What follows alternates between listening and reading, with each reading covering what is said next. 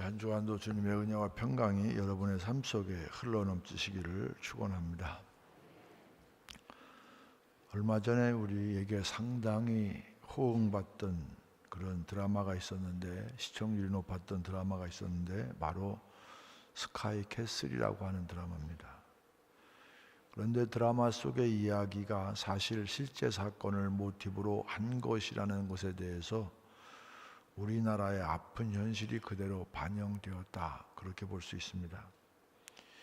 2015년도 미국 고등학교에 재학 중이던 한인 여고생이 하버드 대학과 스탠퍼드 대학에 동시에 입학했다는 기사가 한국 신문에도 보도가 됐습니다. 이 하버드 대학하면 동쪽의 최고의 대학이고 스탠퍼드 대학하면 서부의 최고의 대학입니다. 한국인 김양의 천재성을 높이 평가한 두 학교를 2년씩 다닌 후에 졸업학교를 본인이 선택할 수 있도록 한다는 파격적인 제안을 해왔다는 그런 보도 내용이었습니다. 심지어 그 후속 보도에서 페이스북 CEO인 마크 저커버그가 김양에게 학교의 공용 메일을 통해서 격려하는 메일을 보냈고, 전화 통화한 후에 직접 만나기로 했다는 그런 내용도 실렸습니다. 김양은 영재들이 다닌다고 하는 미국 버지니아 페어팩스 카운티에 위치한 TJ 과학고에서 4년 내내 A학점을 유지해왔고, 우리나라 대학 수학능력 시험과 같은 미국의 SAT를 비롯한 모든 항목에서 만점을 기록했다, 그렇게 보도했습니다. 하지만 의혹이 곧 제기되었습니다. 그 시작은 김양의 졸업 논문에 대한 표절 의혹에서 시작되었습니다. 의혹이 커지자 하버드 대학에서 공식적으로 김양이 제시했던 합격 통지서가 위조라고 발표했습니다. 스탠퍼드 대학도 김양의 이름이 대학에 등록되어 있지 않다, 그렇게 밝혔습니다.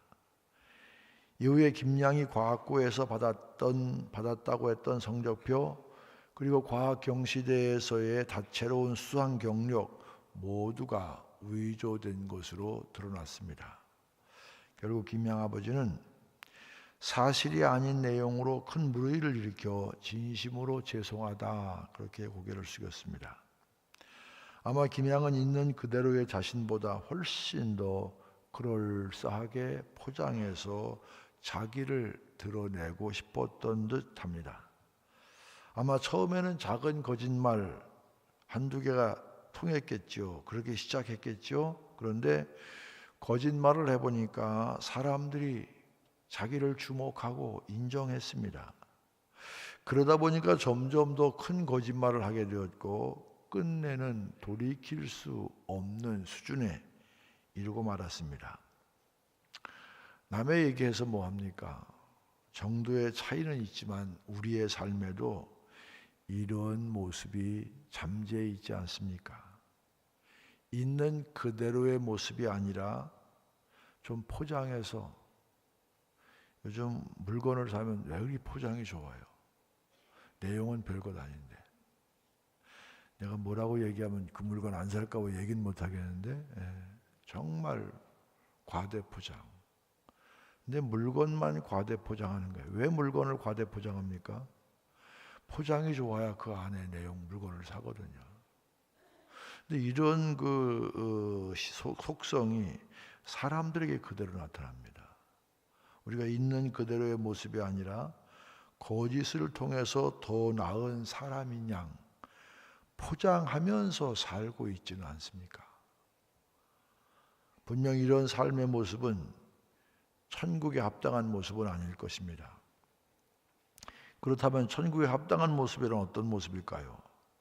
마태복음 7장에 여러 가지 모습이 나와 있지만 오늘 본문에 나타난 천국에 합당한 삶의 모습을 한번 살펴보면서 이 말씀의 거울 앞에 우리를 비춰보고 우리가 무엇이 잘못되었는지, 어떻게 변화되어야 될지를 돌아보고 결단하는 귀한 시간 되기를 소망합니다. 천국에 합당한 삶이란 자신을 먼저 점검하는 삶입니다.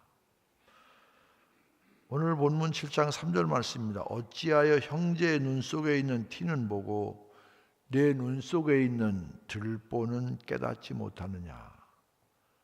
이 눈이라는 기관이 등장하는데 여기 눈은 단순히 우리의 육체적인 육신적인 눈을 가리킨다기보다는 사람의 영혼, 전인격으로서의 마음의 눈 이런 걸 지칭한다고 볼 수 있어요.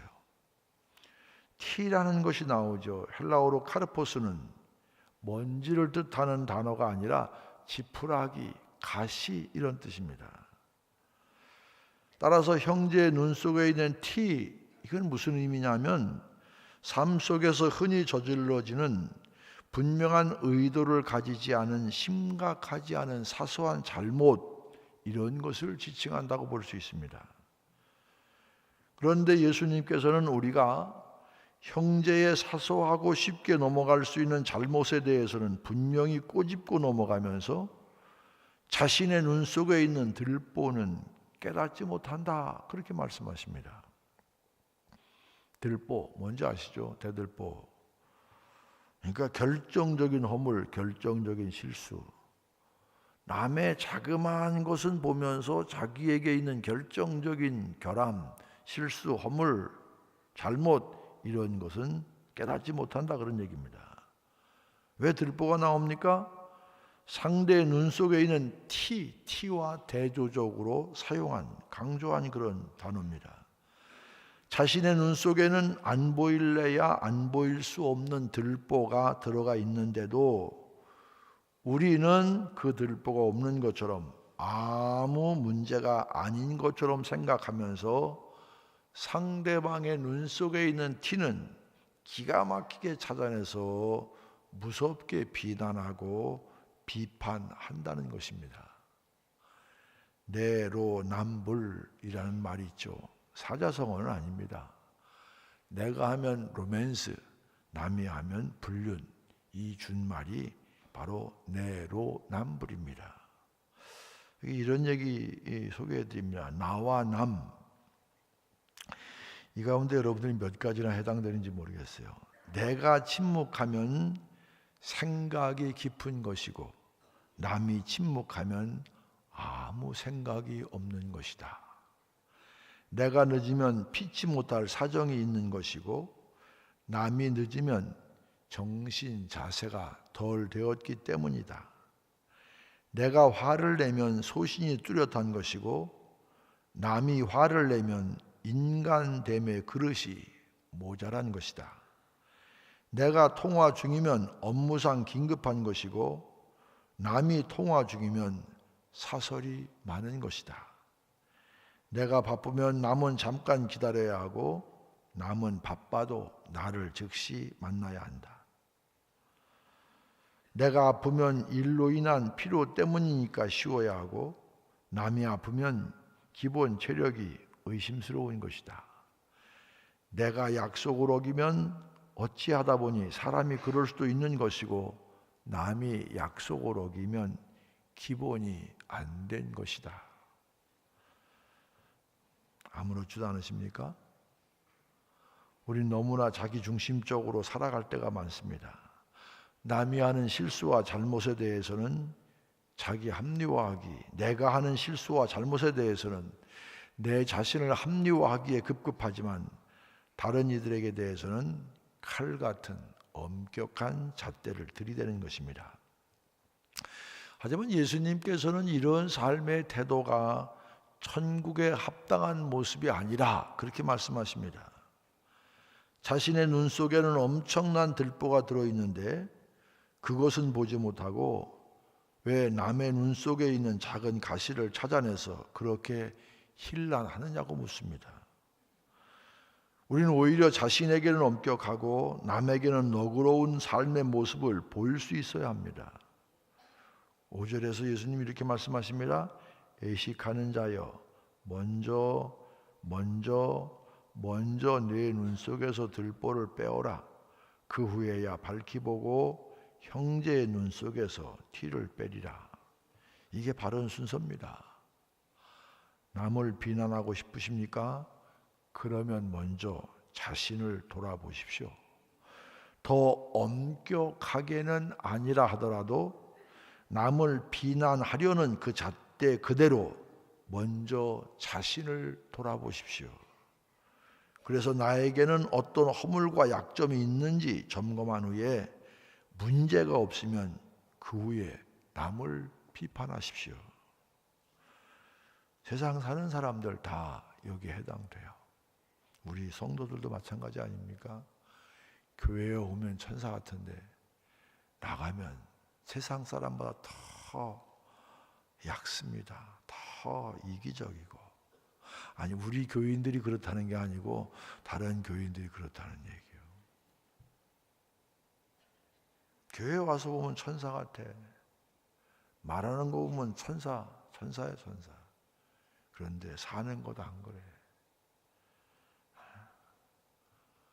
난 우리 교회 정치하는 사람이 있으니까 내가 참 말을 조심하는데 난 본래 정치를 잘 몰라요. 난 정치가들 보면 참 달라. 어떻게 여당할 때하고 야당할 때, 아니 야당할 때 그렇게 하던 식으로 여당 좀 했으면 얼마나 좋을까? 여당할 때 그렇게 했던 식으로 야당 좀 하면 얼마나 좋을까? 자기에게는 너그러워 자기를 재는 잣대하고 남을 재는 잣대가 너무 달라. 또 언론하는 사람도 있으니까 내가 참 말하기 그런데, 언론하는 사람들이 정말 날카로운 그런 기사를 쓰는 것처럼 자기가 세상에서 그렇게 살면 얼마나 존경받을까, 얼마나 향기가 날까. 다시 돌아와서 예수 믿는 사람들이 정말 신앙생활 교회에서처럼 그렇게 세상에서 살면 얼마나 예수의 향기가 날까, 얼마나 사람들의 부러움과 동경의 대상이 될까. 우리가 만약 먼저 뭐 더 엄격하게는 아니더라도 똑같은 잣대를 가지고 먼저 자신을 보고 그리고 상대를 볼 수 있, 이 순서만 지킬 수 있어도 수많은 가정의 문제, 직장의 문제, 교회 문제, 세상 문제 해결될 거예요. 오늘 주님께서 하신 이 말씀의 의미를 잘 생각하고 이 말씀의 거울 앞에 우리 스스로를 비춰보세요. 두 번째, 천국에 합당한 삶이란 좁은 문으로 들어가는 삶입니다. 13절입니다. 좁은 문으로 들어가라. 멸망으로 인도하는 문은 크고 그 길이 넓어 그리로 들어가는 자가 많고 생명으로 인도하는 문은 좁고 길이 협착하여 찾는 자가 적음이라. 예수님께서 우리에게 어떤 문으로 들어가라 하셨습니까? 좁은 문으로 들어가라고 하셨습니다. 특별히 14절에서 그 문이, 좁은 문이 생명으로 인도하는 문, 그런데 이 좁은 문은 생명으로 인도하는 문이긴 한데 좁고 협착하여 그랬습니다. 이 협착에 해당하는 헬라어는 테슬림메네라고 하는데, 테슬림메네라고 하는 것은 고난이라는 단어와 어원이 같습니다. 무슨 뜻이겠습니까? 좁은 문으로 간다는 것은 고난의 길을 간다, 이 뜻입니다. 반대로 넓어라고 번역된 유로코로스라는 단어는 육신적으로 편하다 그런 얘기입니다. 그래서 넓은 길은 많은 이들이 가는 길이며 편한 길입니다. 자기 욕심에 이끌려가는 길입니다. 반대로 좁은 문으로 가는 길이란 많은 이들이 가려 하지 않는 불편한 길입니다. 자기 욕심에 따라 가는 길이 아니라 양심에 따라 가는 길입니다. 근데 내가 가는 길이 좁은 길인지 아닌지 아는 간단한 비결이 있습니다. 아주 간단해요. 내가 지금 하는 일이, 내가 지금 하는 행동이 주님께서 말씀하시는 좁은 길을 가는 행동인지 아니면 넓은 길을 가는 행동인지 구별할 수 있는 간단한 비결입니다. 뭔 줄 아십니까? 내가 편한 대신 상대방이 불편하면 그 길은 넓은 길입니다. 그런데 내가 불편한 대신 상대방이 편하다면 그 길은 좁은 길입니다. 다시 말씀드릴까요? 내가 편한 대신 상대방이 불편하면 그 길은 넓은 길이고, 내가 불편한 대신 상대방이 편하다면 그 길은 좁은 길입니다. 아멘한 사람만 갑절로 은혜 받으시기 바랍니다.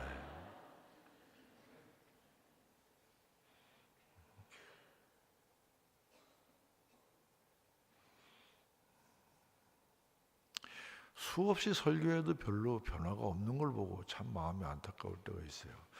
마지막에 좋은 얘기만 해줘야 되는데 내가 좋은 얘기만 할 시간이 없어. 수십 년 설교 들어도 별로 변하지 않는 성도의 모습을 보면서 내가 정말 목회를 제대로 한 것인가?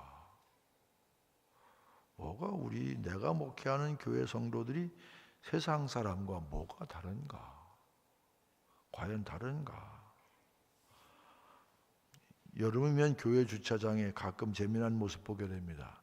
넓은 주차장에 차를 대지 않고 주차 구역이 아닌 길거리, 그늘진 펜스 거기다 쭉 차를 대놔요. 왜 그래요?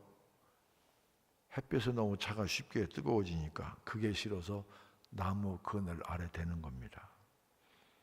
너로도 그렇게 하다 보니까 주차장은 여기저기 많이 비어 있는데 주차구역이 아닌 펜스 아래에만 차들이 줄지어 주차되어 있어요. 이런 모습이 뭐요? 넓은 길로 가는 거예요. 펜스 쪽에 차를 대면 주차구역이 아닌 통로 지역이기 때문에 다른 차들에게 분명히 피해 주기 마련입니다. 아니, 빠져나갈 수 있는 길이 있는데 뭐가 문제입니까? 요게 문제예요. 주일날 가끔 특별새벽 기도를 하러 보면 이 앞에 주차장이 이렇게 다 이 차문 이제 옆에 줄 이렇게 길에다가 다 태워요. 저 뒤에는 폈는데 늦게 왔으니까 예배 시간에 안 늦으려고 애타는 마음으로 거기 댔는지는 모르겠어요. 그런 애타는 마음이 있으면요, 좀 일찍 오세요. 제가 근래 원주제일교회 가서 부흥회도 하고 지난 토요일 결혼식 주례를 하러 가봤어요. 그 교회가 갖고 있는 제가 장점을 봤어요. 새벽 기도 시간도 낮 시간도 별로 이렇게 저녁 시간도 별로 집회 인원 차이도 없는데 내가 꼽아봤어요. 예배 시간 늦게 오는 사람 몇 사람인가? 10명이 안 돼요. 충격이었어요.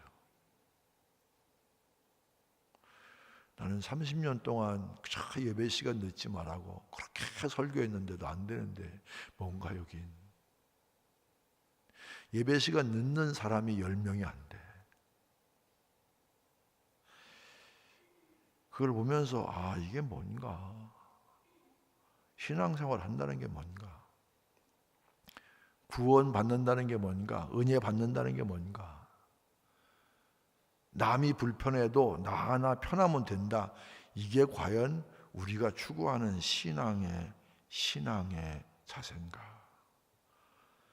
내가 편하지만 나 편하기 위해서가 아니라 다른 사람에게 피해를 주지 않기 위해서 내가 빈자리에 대고 길에 안 대고, 이게 좁은 문으로 가는 그런 삶의 자세 아니겠어요?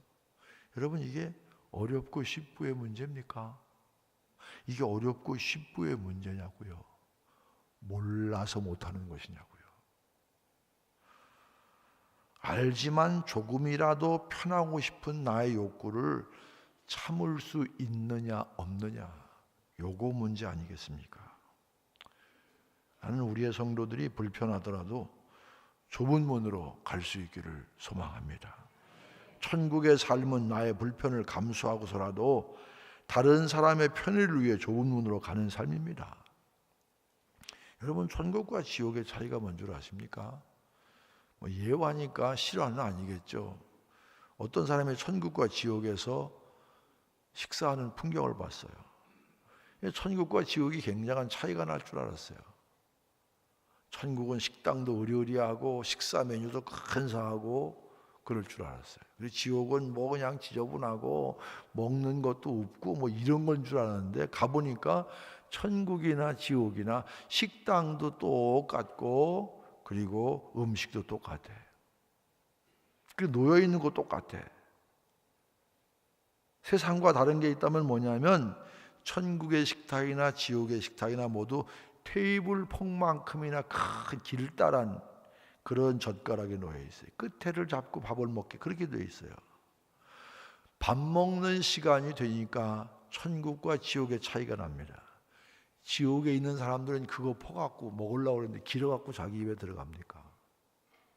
여러분 배는 고픈데 먹을 것 앞에 있는데 못 먹는 거 얼마나 짜증나고 얼마나 신경질 납니까? 그러니까 팍팍 난리를 치는 거예요. 서로 짜증내고 화를 내고. 그런데 천국에는 어떻게 되냐? 이걸 집어서 누구? 앞에 있는 사람 먹여줘. 그러니까 서로 배불러. 행복해. 똑같은 상황인데 서로 자기만 살겠다고 아우성 치는 것이 그것이 지옥이고 내가 아니라 너의 행복을 위해서 해줄 때 그 사람도 행복하고 나도 행복하고. 여러분 세상 사람들이 다 불행한데 나만 행복해요? 우리 가정에서 다른 사람 다 힘드는데 나만 편해요? 할렐루야 하나님의 은혜다 그렇게 고백합니까? 아니요, 그런 건 없어요.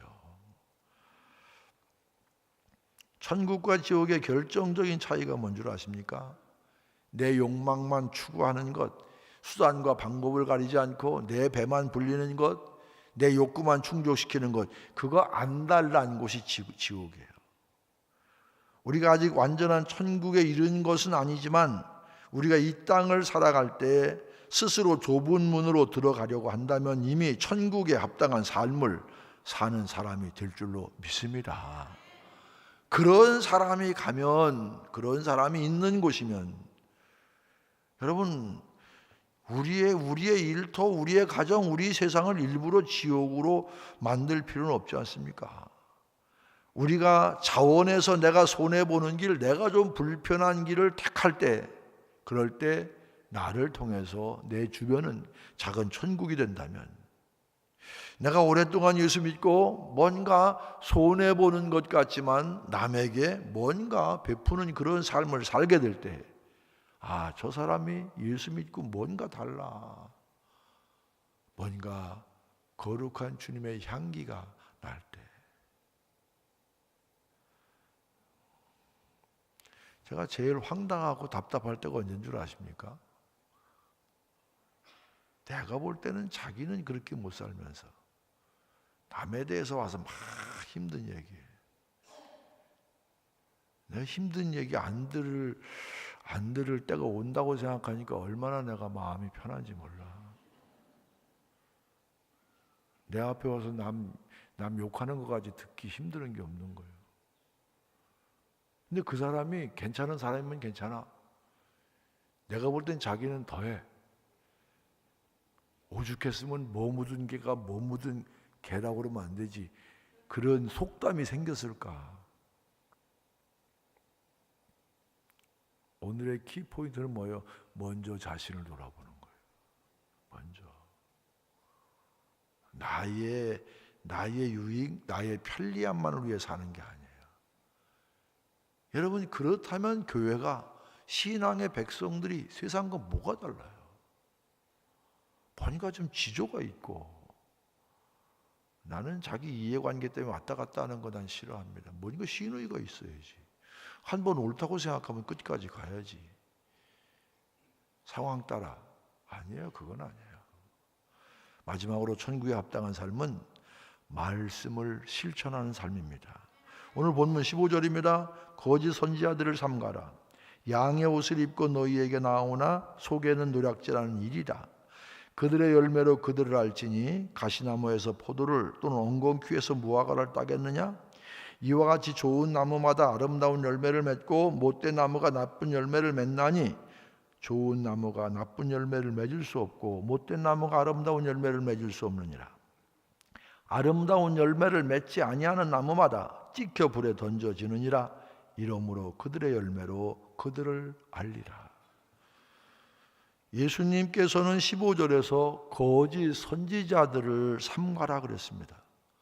거짓 선지자가 어떤 사람들을 거짓 선지자입니까? 하나님으로부터 메시지를 받지 못했음에도 불구하고, 하나님부터 능력을 받지 못했음에도 불구하고 뭔가 하나님께로부터 자기가 대단한 것을 받은 것처럼 자신을 치장해서 사람들을 눈을 이 마음을 또 빼앗는 것, 미혹시키는 것, 이게 바로 거짓 선지자들입니다. 요즘 세상의 대표적인 거짓 선지자들이 누굽니까? 신천지요. 신천지의 대표적인 수법 중 하나가 뭔 줄 압니까? 우연을 가장합니다. 우연히 동선을 파악해서 우연히 마트에서 자주 만나고, 우연히 커피숍에서 자주 만나고, 우연히 놀이방에서 자주 만나고, 우연히 미장원에 자주 만나고. 여자분들 미장원 가서 잘하셔야 돼. 미장원 가서 무슨 말을 하는지 내 귀까지 다 들어와.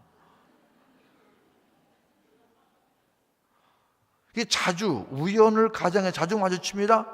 그러다 보니까 안면도 트게 되고 서로에게 조금씩 알게 되면서 은밀한 얘기도 하게 됩니다. 하는 얘기 있죠.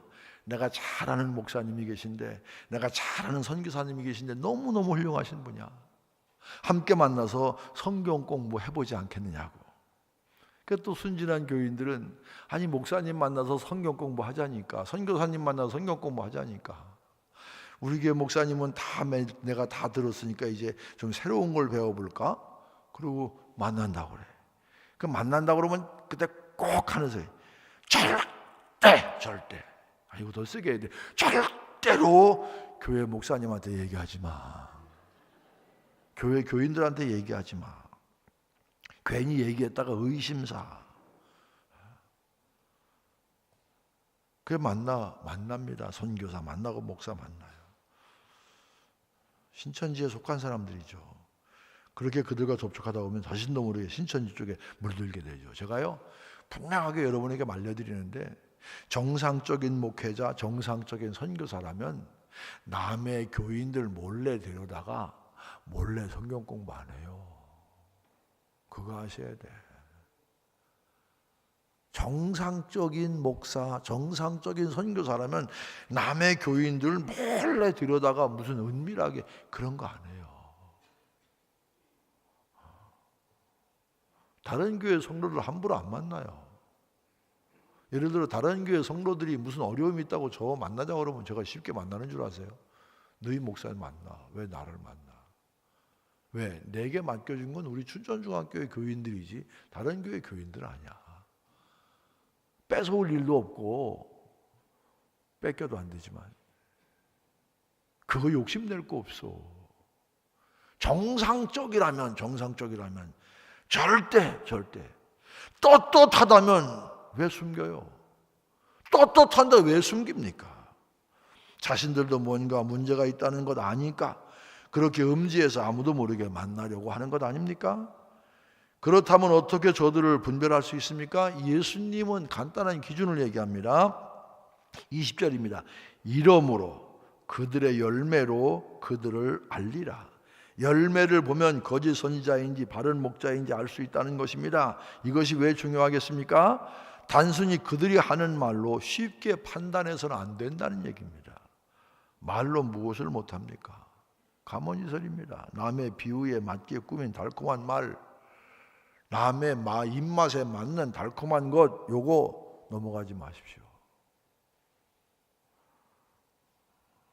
겉모습만 보면 안 돼요. 먹을 때 좋아? 여러분 조미료를 많이 친 것일수록 먹기는 좋아. 먹고 나면 어떻게 돼요? 어떻게 돼요? 안 먹어봤어요? 달라잖아요. 먹었는데 뭔가 이상해. 이거 조미료가 많이 들어갔구나. 이제는 알잖아요. 여러분 잔치 음식이 좋은 게 아니에요. 맨날 집에서 먹는 음식이 내 건강을 유지해요. 이래도 아멘을 안 해. 하여간 여러분 우리 춘천중앙교회 심성수 목사님을 비롯해서 모든 목사님들의 설교, 그분들의 평생 신앙 훈련 이것만 제대로 배워도 여러분들은 영양 과잉돼. 무슨 어디 가서 딴 데 가서 끼웃끼웃해. 불쌍하게. 지 집에서 먹지 못하는 게 남의 집에 가서. 절대 잔치집 음식이 내 건강을 책임지는 게 아닙니다. 겉모습을 취하면 안 됩니다. 예수님 뭐라고 말씀하십니까? 열매를 보아야 한다. 열매. 어떻게 살아서 어떤 열매를 맺고 있느냐, 이걸 그 사람들이 맺은 열매를 보라, 그런 얘기입니다. 구체적으로 어떤 열매겠습니까? 오직 성령의 열매는 사랑과 희락과 화평과 오래 참음과 자비와 양선과 충성과 온유와 절제니 이 같은 것을 금지할 법이 없느니라. 참된 선지자는 그들이 전한 말씀을 통해서 그들이 살아온 삶의 길을 통해 이런 열매를 맺어야 합니다. 만약 그들이 아무리 아름답게 그럴싸하게 포장된 말로 이야기한다 하더라도 그의 말을 통해서 분열과 아픔, 상처와 고통의 열매를 맺게 된다면 진정한 선지자를 할 수 없습니다. 이것이 비단 선지자만 구별하는 것이겠습니까? 아닙니다. 천국에 합당한 자의 신앙도 마찬가지입니다. 우리가 주님 앞에 합당한 삶의 열매를 맺어야 진짜 그리스도인이라 할 수 있다, 그런 얘기입니다. 2003년 12월 19일 끔찍한 일이 벌어졌어요. 6살, 5살 두 자녀의 아버지였던 이모 씨가 서울 동작대교 중간 지점에 차를 세우고 두 자녀를 한강에 내던지고 달아났어요. 마침 목격자가 있어서 범인이 잡혔습니다. 이 이모 씨는 고2 때 같은 학교 여학생이었던 부인과 동거하다가 결혼했어요. 아들 낳고 결혼했습니다. 하지만 특별한 벌이가 없던 이 사람은 경마장에 출입하기 시작했고 3천여만 원의 카드빚을 지게 돼요. 신용불량자가 됩니다. 심지어 정신장애 3급 판정도 받았습니다. 부인과 불화했는데 왜 불화했느냐면 도박하기 위해서 부인의 카드를 훔쳐서 500만 원 사용한 것이 드러나서 심하게 다퉜어요. 결국 경제적인 문제로 아이들을 키울 여력이 없다고 판단해서 아이들에게 수면제, 신경안정제 이거 먹여가지고 범행을 저질렀어요. 충격적인 일은요, 현장 검증 때 드러났습니다. 기자가 이 사람에게 물었어요. 왜 이런 일을 벌였느냐? 그랬더니 이 사람이 뭐라고 하냐면 살 방법이 없었다. 살 방법이. 그래서 기자가 다시 물었습니다. 살 방법이 없었으면 왜 당신은 같이 안 죽었어? 그랬더니 이 사람이 나는 기독교인이라 자살은 못합니다. 어이없던 기자가 다시 질문합니다. 아니, 기독교인이라면 사람 죽이는 건 괜찮고 자살하는 건 안 됩니까? 그랬더니 사람을 죽여도 죄를 고백하면 죄는 용서받을 수 있습니다. 세상에. 아버지가 자신의 어린 자녀를 살해했다는 것도 충격이지만 그가 기독교인이었고 자신은 기독교인이라 자살할 수 없기 때문에 함께 세상을 떠날 수 없었고 회개만 하면 죄사함을 받기 때문에 자녀를 살해했지만 용서받을 것이라고 하는 확신을 가지고 있어. 기가 막힌 일 아닙니까? 어쩌다가 우리가 믿는 기독교 교리가 자식을 죽인 아버지를 합리화시키고 그리고 그런 아버지를 구원시키는 그런 교리로 전락했습니까? 이것은 기독교가 지금까지 구원의 시작만 이야기하고 구원의 완성에 대해서는 상대적으로 덜 강조했기 때문입니다. 은혜와 복만 이야기하고 온전한 구원을 위한 치열한 성화의 과정에 대해서는 덜 강조했어요. 사랑의 하나님, 구원의 하나님만 얘기하고 심판의 하나님, 심판의 주님에 대해서는 우리가 덜 강조했어요. 오늘 본문 21절입니다. 나더러 주여 주여 하는 자마다 다 천국에 들어갈 것이 아니요 다만 하늘에 계신 내 아버지의 뜻대로 행하는 자라야 들어가리라. 물론 천국은 믿음으로 가는 것입니다. 그러나 21절을 보니까 천국에 들어가는 자는 아버지의 뜻대로 행하는 자라야 들어가리라. 아버지의 뜻대로 행하는 자. 예수님은 우리가 천국 백성이 되었다고 구원받았다고 아무렇게나 살아서는 안 된다, 그렇게 말씀합니다. 예수 믿는 것 그거 다가 아니라는 얘기입니다. 천국에 합당한 삶의 모습은 바로 열매 맺는 삶입니다. 어떤 열매를 맺고 있습니까? 여러분이 맺고 있는 열매를 보고 어떤 사람들이 여러분을 향해서 그 향기로운 인생의 열매를 보니까 당신이 믿는 예수 나도 믿고 싶소, 그런 고백을 얼마나 듣습니까? 그래서 입으로만 주님을 찾는 것이 아니라 삶 가운데 좋은 열매를 맺기 위해서 좀 치열하게 정말 몸부림치는 성화의 과정을 가기 위해서 정말 몸부림치는 그런 신앙인이 되어야 하지 않겠습니까? 그래서 천국에 합당한 삶을 사는 춘천중앙의 성도들 되시길 주의 이름으로 간절히 축원을 드립니다.